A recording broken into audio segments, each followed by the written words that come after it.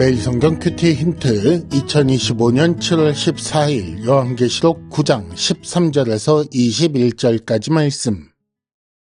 여섯째 천사가 나팔을 불매 내가 들으니 하나님 앞 금제단 네 뿔에서 한 음성이 나서 나팔 가진 여섯째 천사에게 말하기를 큰 강 유브라데에 결박한 네 천사를 놓아주라 하매 네 천사가 놓였으니 그들은 그 연월일 시에 이르러 사람 3분의 1을 죽이기로 준비된 자들이더라.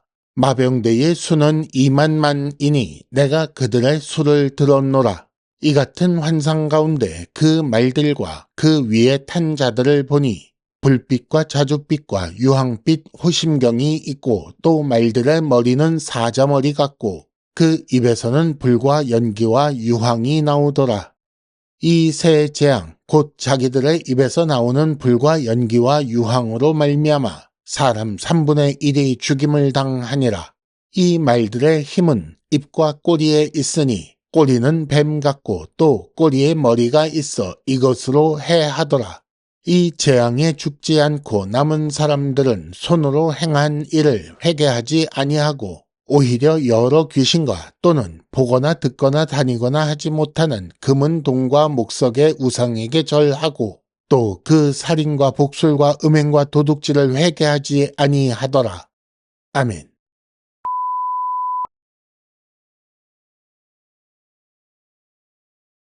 1단계 본문의 구조와 내용을 간단하게 정리하기.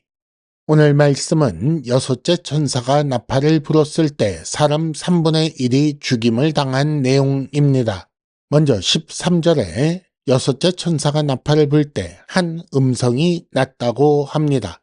다음으로 14절과 15절에 사람 3분의 1을 죽이기로 준비된 결박된 네 천사가 놓였다고 하지요.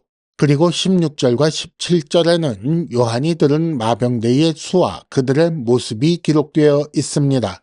이어서 18절과 19절에는 말의 입에서 불, 연기, 유황이 나와 사람 3분의 1을 죽였다라는 기록이 있고 마지막 20절과 21절에는 이 재앙이 죽지 않고 남은 사람들이 회개하지 않았다고 했습니다. 큰 강이라고 표현된 유브라데는 이스라엘과 이방의 경계이기도 하면서 요한 당시의 로마와 파르티아 제국의 경계입니다. 네 천사를 놓아주라 라고 할 때에 넷은 땅의 사방을 의미합니다. 그러니까 이 네 천사는 온 땅에서 사방에서 사람을 죽이는 존재라는 거지요. 이는 7장 1절과 2절에 땅과 바다를 해롭게 할 권세를 받은 네 천사와 유사합니다. 그 연월일시라고 했는데 이는 하나님께서 정하신 때를 의미하며 하나님 외에 아무도 모르는 때를 말합니다. 2만만이라는 것은 2 곱하기 만 곱하기 만이라는 말이고 그래서 2억을 의미하는 말입니다. 당시 언어로는 억이라는 숫자를 표현할 단어가 없었던 거지요. 2억이나 되는 군대는 황충, 메뚜기 떼처럼 많은 군대를 의미합니다. 그런데 앞서 황충은 사람을 죽이지 못하지만 이번에 2억이나 되는 마병대는 사람의 3분의 1을 죽입니다. 정리하자면 여섯째 나팔에 따른 재앙은 전쟁입니다. 그리고 전쟁은 언약적 범죄에 대한 심판의 방식이지요.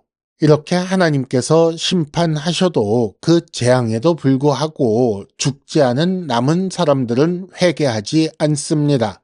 마치 출애굽 때 10가지 재앙을 당하고도 회개하지 않았던 바로와 유사하지요. 2단계 본문의 핵심 메시지 읽어내기. 그 연월일시에 사람 3분의 1을 죽이기로 준비된 네 천사가 결박되거나 혹은 놓여서 심판이 이루어지는 것은 모두 하나님의 주권에 속한 일입니다. 그러니까 심판의 시기, 장소, 방법과 심판 시행 여부까지 하나님께서 결정하시는 거지요. 유브라데는 성경적으로 볼 때 이스라엘과 이방의 경계선이면서 동시에 요한 당시의 로마 제국과 파르티아 제국의 경계이기 때문에 요한계시록의 첫 독자는 이 유브라데라는 장소에서 전쟁이라는 배경을 읽을 수 있었을 것입니다. 예나 지금이나 국경선은 긴장이 넘치지요.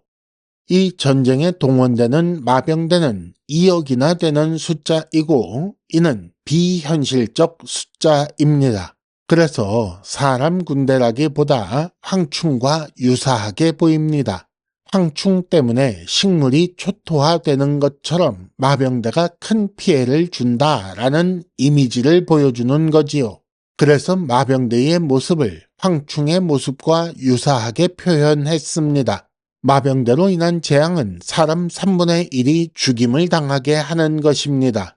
7인에서는 4분의 1이었던 숫자가 7나팔에서는 모두 3분의 1로 증가하지요. 하지만 여전히 완전한 심판은 아닙니다. 마지막 심판은 여전히 남아있는 거지요. 이렇게 무서운 재앙은 충분한 경고가 됩니다. 하지만 죽지 않고 남은 사람들은 회개하지 않습니다. 오히려 여러 귀신과 또는 우상에게 절하며 악행을 돌이키지 않지요. 무슨 말인가 하면 하나님께서 특별한 은혜를 베푸시지 않으면 사람은 회개할 수 없다는 말입니다. 3단계 본문의 핵심 메시지를 현재로 연결시키기. 세상의 모든 일은 하나님의 통제 아래 있습니다. 하나님의 명령에 따라 네 천사가 결박되거나 놓이거나 합니다. 그 네 천사가 사람 3분의 1을 죽이도록 준비된 것도 하나님 뜻에 따른 거지요. 그 연월일시 즉 재앙이 닥치는 때도 역시 하나님의 계획 아래 있는 것입니다. 그리스도인은 이 사실을 기억하고 선하신 하나님과 동행해야 합니다. 하나님의 계획에 따라 반드시 구원이 완성될 것을 믿어야 하지요. 그리고 이런 재앙 때문에 마음이 무너지면 안 되는 것입니다. 회개하고 하나님께 돌아온 것 자체가 감사할 일입니다. 사람의 3분의 1이 죽는 무서운 재앙에도 불구하고 죽지 않고 남은 사람들은 회개하지 않고 우상에게 절하며 악행을 지속합니다.